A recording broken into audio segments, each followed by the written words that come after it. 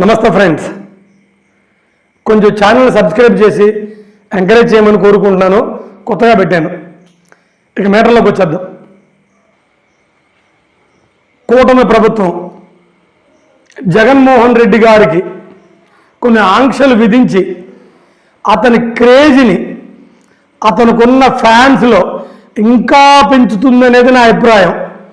ఇంతకు మేటర్ ఏంటంటే, ఆ మేటర్కి సంబంధించిన విషయం ఏంటంటే, జగన్మోహన్ రెడ్డి గారు ఈరోజు 18వ తారీఖు సత్తెనపల్లి రెంటపాడు అనే గ్రామంలో తన కార్యకర్త వైస్ ప్రెసిడెంట్ నాగమల్లేశ్వరరావు గారు అనే అతను విగ్రహావిష్కరణకు వస్తున్నారు.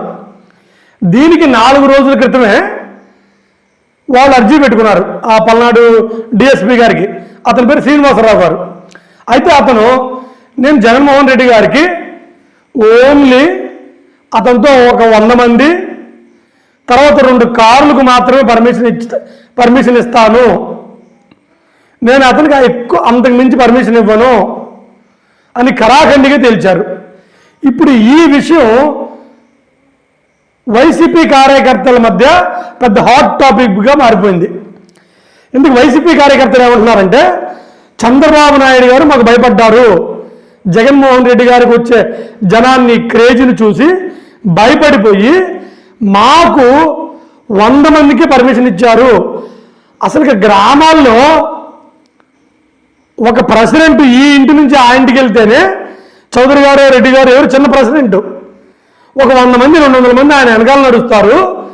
అలాంటిది ఒక రాష్ట్రానికి మాజీ సీఎం అయి ఉండి అతను ఒక గ్రామానికి వస్తుంటే 100 మందితో వస్తారా, 100 మందికి పర్మిషన్ ఇస్తారా అని వైసీపీ కార్యకర్తలు డిఎస్పీ శ్రీనివాస గారిని ప్రశ్నిస్తున్నారు.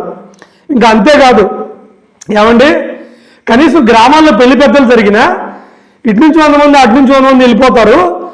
అసలు అట్లాంటి మీరు ఒక మాజీ సీఎం వస్తుంటే 100 మందికి పర్మిషన్ ఇస్తారా?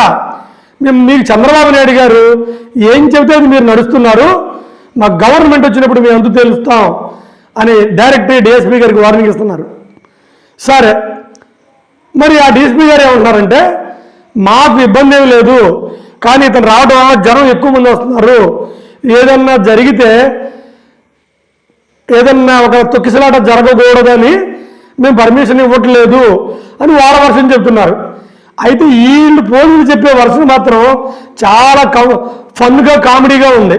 ఏదో తొక్కిసలాట జరిగిద్దనంట, ఆయనకి 100 మందితోనే రావాలని పర్మిషన్ ఇచ్చారంట. మరి పోలీసులు అంతకాడకుండా దేనికి?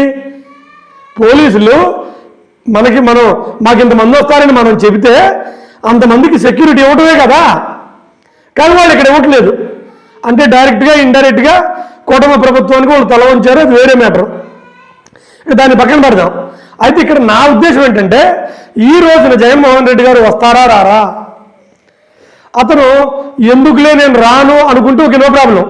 కానీ జగన్మోహన్ రెడ్డి గారు కానీ వస్తే కార్యకర్తలు ముఖ్యంగా ఆయన ఫ్యాన్స్ పోలీసులు ఎంత బందోబస్తు విధించినా వాళ్ళు అక్కడికి వేలల్లో వస్తారు.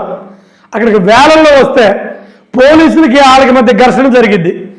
జగన్మోహన్ రెడ్డి గారు వస్తే ఏదైతే అక్కడ ఘర్షణలు అవుతాయి అనుకుంటారో అని చెప్పి వాళ్ళు అతనికి పర్మిషన్ ఇవ్వలేదో అదే ఘర్షణ పోలీసులకి కార్యకర్తల మధ్య జరిగిద్ది, నష్టం జరిగిద్ది. ఎందుకు అసలు అనవసరంగా జగన్మోహన్ రెడ్డి గారికి వాళ్ళు ఇంకా అతని ఇమేజ్ని పెంచుతున్నారు. ఎప్పుడైనా సరే ఒక నాయకుడిని అలా తన మానాన్ని తను వదిలేస్తే తనకు అంత క్రేజ్ రాదు. మనం ఎప్పుడైతే తనని మనకి తెలియకుండా ఆంక్షలు పెడతామో అలా ఫ్యాన్స్లో అతను దేవుడైపోతాడు. ఇది కూటమి ప్రభుత్వానికి అర్థం కాని విషయం కాదు, కానీ మరి ఎందుకు చేస్తుందో నాకు అర్థం కాలేదు. ఏమైనప్పటికీ ఈ రోజున జగన్మోహన్ రెడ్డి గారు అతను రాకుండా ఉంటే మంచిది. అతను వచ్చారంటే మాత్రం పల్నాడు సత్తెనపల్లి ఆ ఊరు వచ్చారంటే మాత్రం విపరీతమైన ఘర్షణలు జరుగుతాయి. ఎందుకంటే పోలీసులు 100 మందికి పర్మిషన్ ఇచ్చారు, కానీ 100 మంది రారు, జనం వేల మంది వస్తారు, అక్కడ గొడవలు జరుగుతాయి.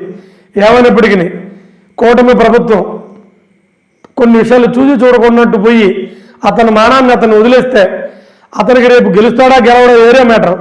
కానీ ఇప్పుడు అతన్ని ఇలా చేయడం వలన, ఆంక్షలు విధించడం వలన జగన్మోహన్ రెడ్డి గారు ప్రజల్లో ఎక్కువ నానుతా ఉన్నారు.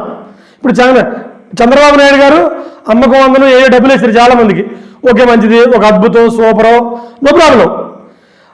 దాన్ని మయమర్పించే ఇప్పుడు దాన్ని జనం ఆడుకుంటారు కదా. కానీ ఇతను జగన్మోహన్ రెడ్డి గారికి ఆంక్షలు విధించడం వలన అక్కడ గొడవల వాతావరణం క్రియేట్ అయ్యి చంద్రబాబు నాయుడు గారు చేసిన మంచి పని కూడా కనుమరుగైపోయింది. అందుకని కొన్ని విషయాలు చూసి చూడకుండా వదిలేయాలి. మన శత్రువుని మనం ఎంత పట్టించుకోకుండా ఉంటే అంత అతని క్రేజ్ తగ్గిద్ది. పట్టించుకుని ఉంటే మనమే క్రేజ్ పెంచిన వాళ్ళు మాత్రం గుర్తుపెట్టుకోండి. అది ఏమైనప్పటికీ ఈ రోజు జరిగే పరిణామాలు ఎలా ఉంటాయో మనకైతే తెలియదు. కానీ డిఎస్పీ గారు మాత్రం 100 మందికి 2 కార్లకు మాత్రమే పర్మిషన్ ఇచ్చారు. వైసీపీ క్యాడర్ మాత్రం ఏం చేసుకుంటావో చేసుకో, మేము అక్కడ యాత్ర జరిపేది కన్ఫామ్ అని వాళ్ళు కన్ఫామ్గా చెప్పారు. ఇక మిగిలిన పరిణామాలు మనం చూస్తూ ఉంటాం తప్ప ఏమీ చేయలేం. జై ఆంధ్రప్రదేశ్. కొంచెం ఛానల్ని సబ్స్క్రైబ్ చేసి ఎంకరేజ్ చేయమని కోరుకుంటున్నాను.